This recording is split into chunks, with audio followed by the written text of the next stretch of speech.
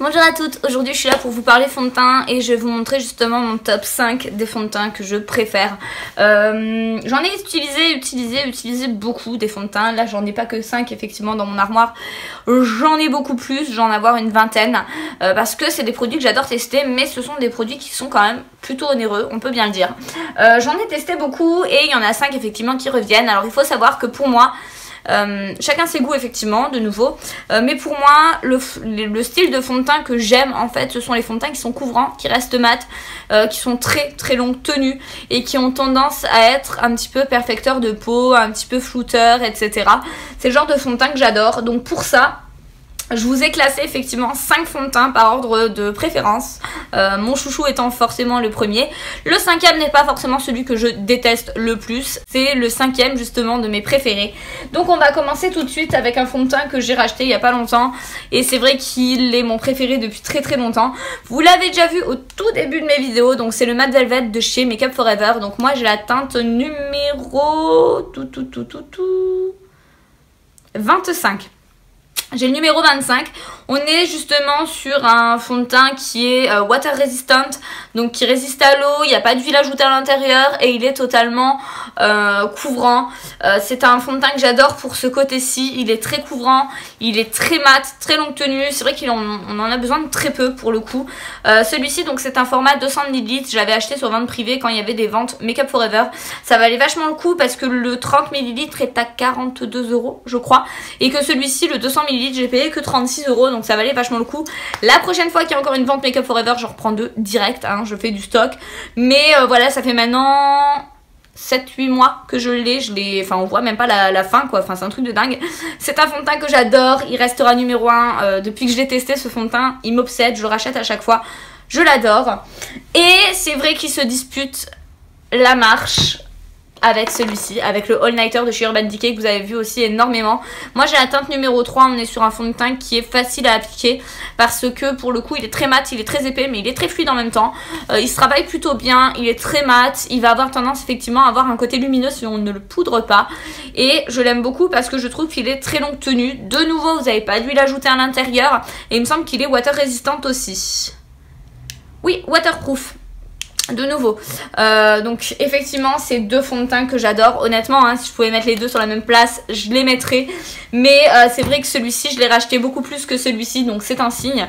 Celui-ci j'ai dû le racheter 4-5 fois alors que celui-ci je l'ai racheté au moins 10 fois. C'est un de mes fonds de teint préférés, après je vous avoue que celui-ci franchement est un de mes préférés également. Ensuite, j'ai acheté le fond de teint Fenty Beauty à l'époque dès qu'il est sorti. Donc moi j'ai la teinte numéro 120. On est sur un fond de teint qui est composé à 3/4 d'eau. C'est un fond de teint que j'adore parce que je trouve qu'il est hyper fluide, hyper facile à manipuler. Il a une couvrance en fait qui peut plaire à tout le monde parce que c'est une couvrance qui est modulable. On n'a pas l'impression d'avoir quelque chose de trop épais non plus sur le visage. À éviter sur les peaux trop déshydratées parce que ça va marquer un petit peu vu qu'il est très mat quand même. Et on n'a pas besoin de le poudrer, ça c'est l'avantage. Je vous remettrai la vidéo justement où j'en parle de celui-ci, je vous la remettrai en barre d'infos. Sachez qu'aujourd'hui donc je ne porte pas un de ces fonds de teint-ci, je porte le Huda Beauty. Si vous avez suivi ma vidéo un petit peu nouvelle année et ce tuto maquillage là, j'en parle dedans, donc je vous remettrai également le lien en barre d'infos. Ça fait beaucoup de liens en barre d'infos je trouve. Enfin bref, donc celui-ci se retrouve sur la position 3 tout bêtement parce que je trouve qu'en fin de journée il a tendance à migrer un peu. Après c'est pas déconnant très honnêtement, c'est un fond de teint que j'aime quand même beaucoup.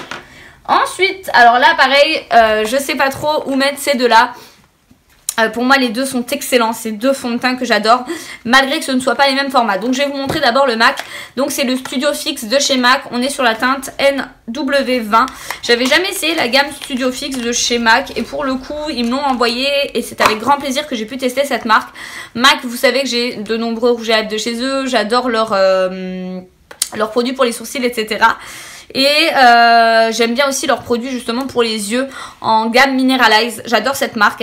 Enfin bref, et donc du coup ils m'ont laissé la chance de le tester sous forme de poudre. Vous savez que je ne mets jamais de poudre sur mon teint, donc celui-ci en fait je le garde vraiment pour les jours où je veux un teint travaillé mais en même temps très naturel. Donc pour le coup je le garde pour les dimanches etc.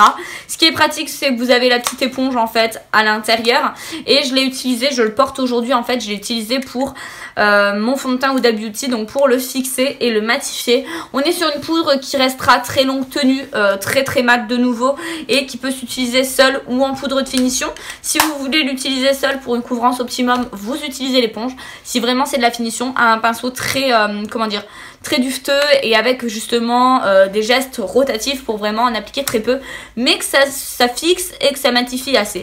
Donc celui-ci effectivement je suis très fan, je l'aime beaucoup, et effectivement il se dispute la place avec le NYX Stay Matte, donc il s'appelle Stay Matte But Not Flat. On est sur un fond de teint sans huile à base d'eau, couvrance complète, enrichi de minéraux et avec un fini mat, pardon. Moi j'ai pris la teinte numéro 16, c'est la teinte porcelaine, c'est la teinte parfaite, et c'est un fond de teint que j'aime beaucoup. Par contre poudrez-le, attention, parce qu'il a tendance à migrer si vous le laissez seul, mais c'est un fond de teint que j'aime beaucoup en termes déjà de fini.